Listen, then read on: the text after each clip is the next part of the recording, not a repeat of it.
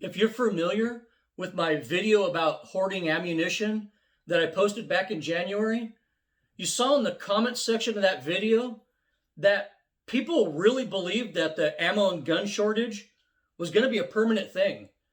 But it's been 7 months since I posted that video, and I feel that things are now changing for the better.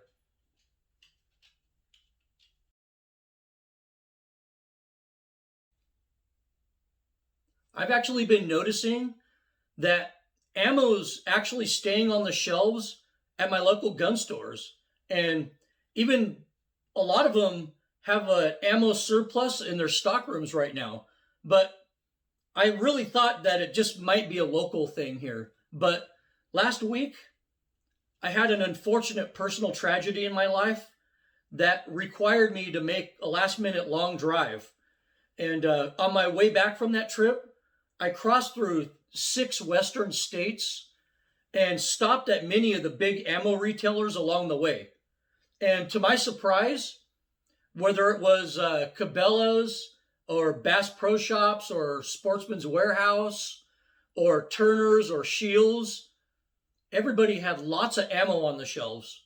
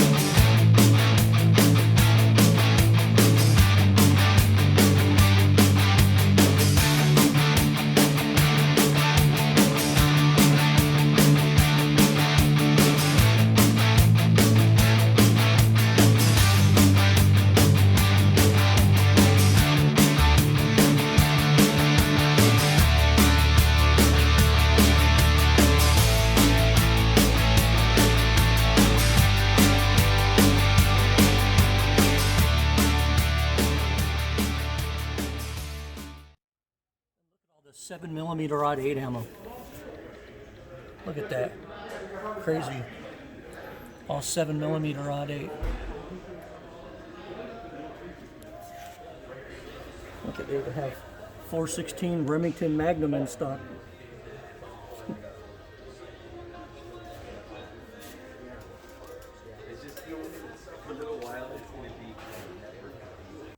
I was even able to load up on enough shells to easily get me through the next upland season. You know, these steel shells were pretty much impossible to find last year, but they're everywhere this year, which is a good sign for wing shooters. And before I conclude this section on ammo availability, I want to state that ammo availability was great at these huge chain stores like Cabela's and Bass Pro Shops and Sportsman's Warehouse. But on the other side of that, I also want to state that a lot of the small independent gun stores are not getting a good supply of ammo right now. I mean, it's obvious that the ammo manufacturers are giving priority to these big box stores over the small independent stores. So I also want to throw that out there. You know, if you live near a Bass Pro Shops or a Sportsman's Warehouse or a Cabela's or a Shields, you know, you're probably going to see a lot of ammo. But if you got a little mom and pop gun store in your town and that's all you have, you know, pickings might be slim.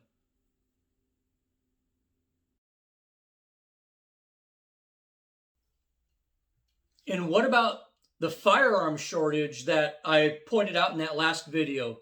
Well, every place I stopped last week was just fully stocked with rifles, handguns, and shotguns.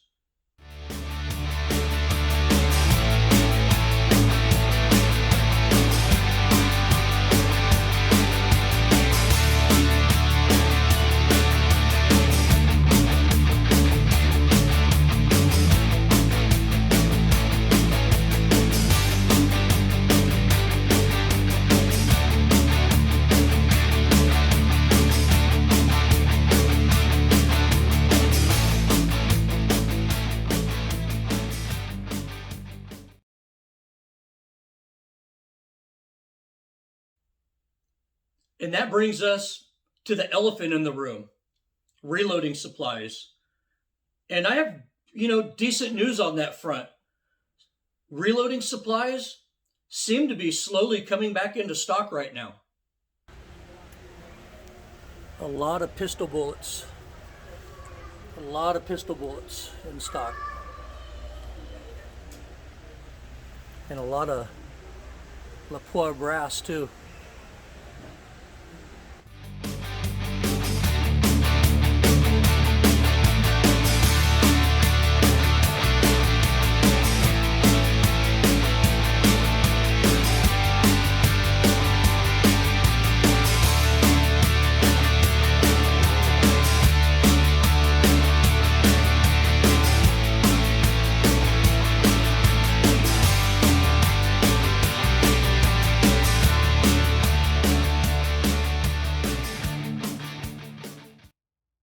And reloading supplies are obviously still in short supply, so don't get the wrong impression there.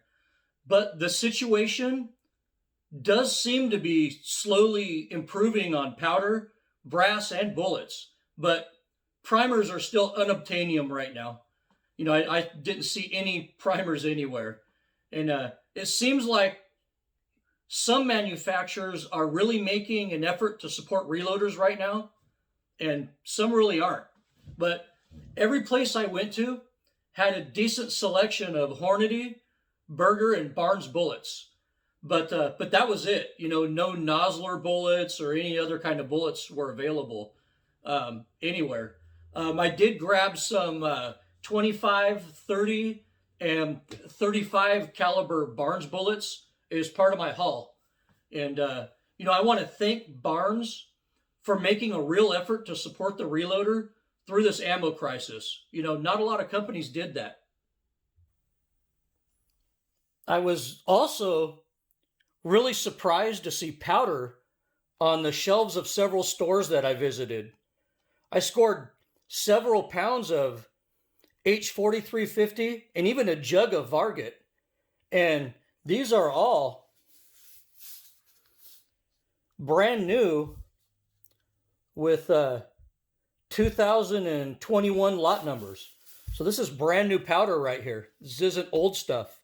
So at least for now, it seems like Hodgdon is making an effort to keep reloaders happy. I'm also starting to see brass return to the shelves. I scored 3 boxes of 35 Whelen brass last week at Cabela's, which was pretty awesome. But I didn't see one primer available anywhere. Unfortunately, the companies that mass produce ammunition also make all the primers, and they don't seem to be supporting the reloader yet.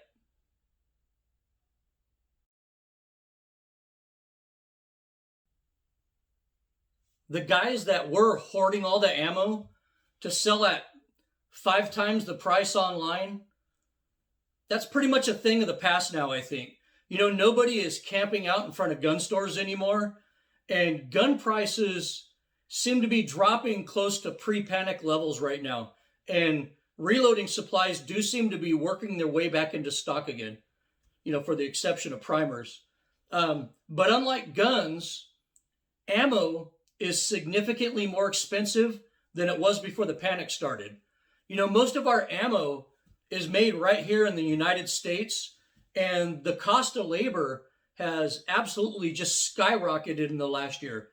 Trust me, I'm a business owner.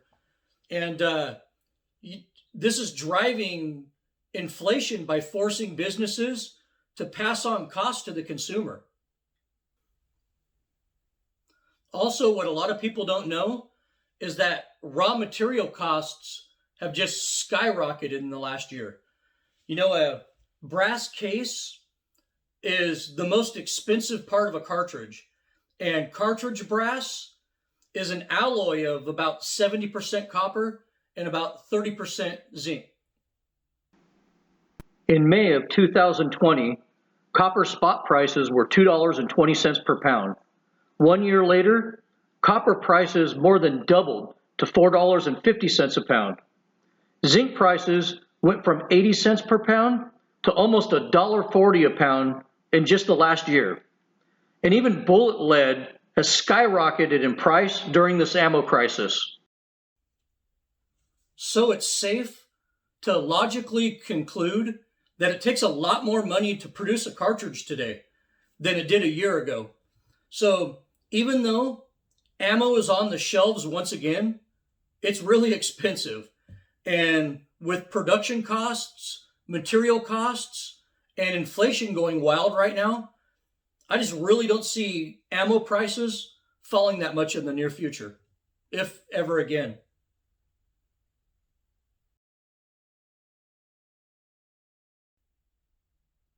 So, is the gun and ammo crisis over? Well, I think it's on its way to being over, just as I predicted in January in my last video. But I will say that the panic buying aspect of this crisis is definitely over. You know, guys aren't camping out in front of Sportsman's Warehouse anymore, and I don't see 50-round boxes of 9mm selling for $200 on Gunbroker anymore. So I just gave you a sample of what the ammo and gun situation is like in 6 Western states that I just traveled through last week. All of the places that I visited were fully stocked with guns and ammunition. So I'd say that the shortage is nearing an end, but you'd be blind if you didn't notice that things are at least improving. Once primers are readily available again, then and only then would I officially call the ammo crisis over. When primers go back in stock, that would mean that the ammo manufacturers are meeting demand and have a surplus of components to sell to reloaders. We're definitely not there yet, but things don't look nearly as bleak as they did 7 months ago. Well, I hope you enjoyed this video and found it informative, and hit subscribe if you find my content worthy of your subscription. Thanks for watching, and as always, good hunting.